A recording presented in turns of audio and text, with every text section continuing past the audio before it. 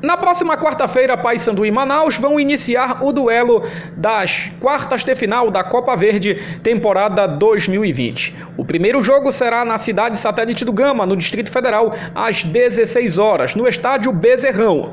O jogo de volta está marcado para domingo, dia 7, às 16 horas, no estádio Mangueirão. É um duelo para o qual penso que não há favorito, apesar do Paysandu estar passando por um desmanche. É fato que o Paysandu teve várias saídas, até aqui o clube anunciou as saídas de 13 jogadores e tem ainda Anderson Shoa, que nós já sabemos que vai vestir a camisa do Remo este ano, e o William, que anunciou na sua conta no Instagram que também está de saída, portanto são 15 atletas, quase mais de um time, quase um time e meio de saídas no elenco do Paysandu Esporte Clube, e alguns atletas ainda com situações indefinidas, como é o caso do Perema, do Elielton e do PH, além do goleiro Gabriel Leite. Eu vou falar primeiro do Manaus, o adversário do Paysandu, o Manaus que já jogou 2 partidas na Copa Verde. Na quinta-feira, dia 21 de janeiro, ganhou do Ji-Paraná pelo marcador de 5-0 no estádio Defele em Brasília. E na fase oitavas de final, a segunda fase, na segunda-feira passada, dia 25, a equipe do Manaus ganhou por 5-1 da equipe do Atlético Acreano na Arena Acreana. Marcou 10 gols, portanto. O Manaus, que é uma equipe que tem sido a responsável pela mudança de algumas tendências, vamos dizer assim, envolvendo o futebol amazonense. Por exemplo, na Copa Verde, desde o início da competição, já estamos na 7ª edição, a primeira foi em 2014, o Manaus, o futebol amazonense tem levado ampla desvantagem contra o futebol paraense. Na primeira edição, por exemplo, o Paysandu eliminou o Princesa do Solimões com 2 vitórias, o Remo eliminou o Nacional dentro da Arena da Amazônia.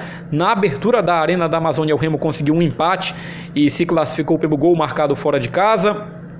E essa tendência tem se prolongado, mas o Manaus, quando o assunto é o Manaus, aí há um equilíbrio. Em 2018, por exemplo, na melhor campanha do Manaus na Copa Verde, na primeira participação, onde ele fez a sua melhor campanha, até porque foi a única, mas foi uma campanha muito boa, o Manaus chegou até a semifinal, onde ele perdeu para o Paysandu, perdeu os 2 jogos por 2-1 na Curuzu e também na Arena da Amazônia, mas o Manaus eliminou o Remo na primeira fase, venceu o primeiro jogo na Arena da Amazônia por 2-0 e o segundo jogo terminou empatado em 1-1. E o Manaus é o time que está colocando o Amazonas novamente em uma divisão acima da última divisão nacional. Em 2006, por exemplo, o São Raimundo do Amazonas, o Tufão da Colina, jogava a Série B do Campeonato Brasileiro. Ele foi rebaixado junto com o Paysandu, inclusive. E de 2007 até 2019, o Amazonas sempre tinha equipes apenas na última divisão. Em 2007, apenas clubes na Série C. Em 2008 também. Em 2009, com a criação da Série D, o Amazonas passou a ter times apenas na Série D. Inclusive em 2010, o América de Rio Preto da Eva chegou a ter um acesso, mas perdeu esse acesso porque utilizou atleta irregular e o Joinville acabou conseguindo o acesso para a Série C do Campeonato Brasileiro. Então, o Manaus está recolocando o estado do Amazonas assim, numa divisão mais seletiva, que é a Série C do Campeonato Brasileiro, que conta com 20 equipes. O Manaus, que desde o término da Série C teve as saídas do goleiro Jonathan, do meia Daniel Costa. O Jonathan foi para o Ferroviário do Ceará, o Daniel Costa foi para o São Bento de Sorocaba, o Hamilton se transferiu para o futebol árabe, Hamilton que marcou 8 gols na Série C, artilheiro do Manaus na competição.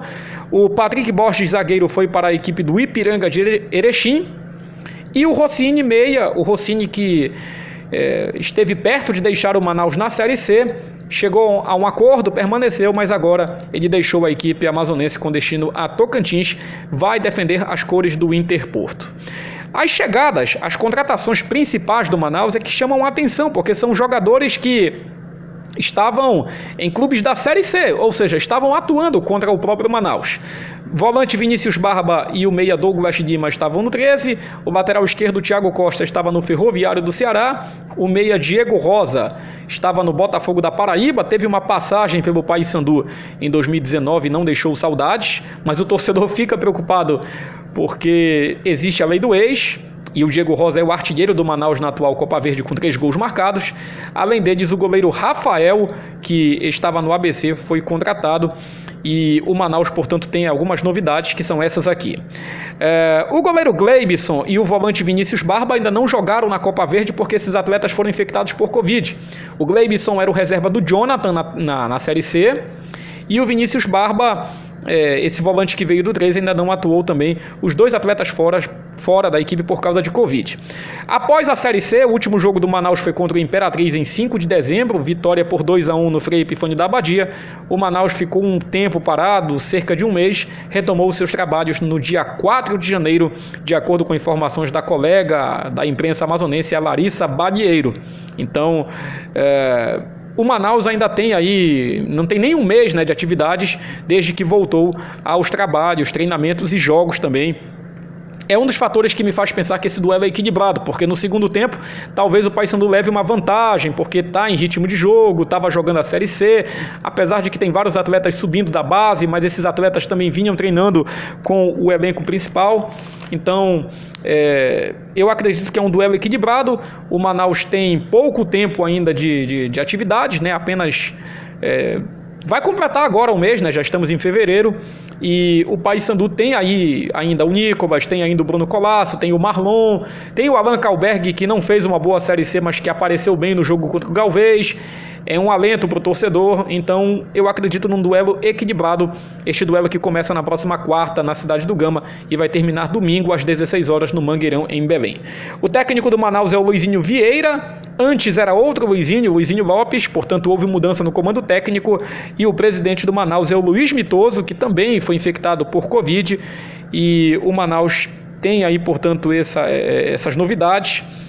O time, se for o mesmo das partidas passadas na Copa Verde, terá Rafael no gol, Edvan, Thiago Spice, Luiz Fernando e Thiago Costa. O meio-campo com Márcio Passos, Gilson, Gabriel Davis e Douglas Lima.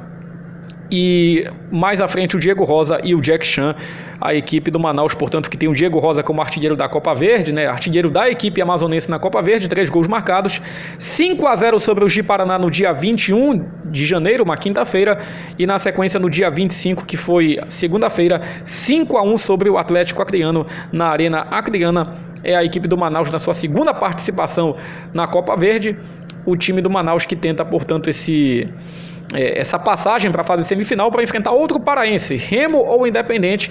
Quem passar deste duelo vai enfrentar o paraense que se classificar de Remo Independente, que joga uma primeira partida quarta no Mangueirão e o segundo jogo é em Tucuruí, no Navegantão, no domingo. Os 2 jogos marcados para as 16 horas, portanto, simultâneos a Paysandu e Manaus. O Paysandu, por outro lado, tem algumas interrogações. Perema, PH e Edielton, esses jogadores nós não sabemos se vão permanecer, né? Além do goleiro Gabriel Leite. O Paysandu informou as situações de quase todos os jogadores, mas não informou desses aqui.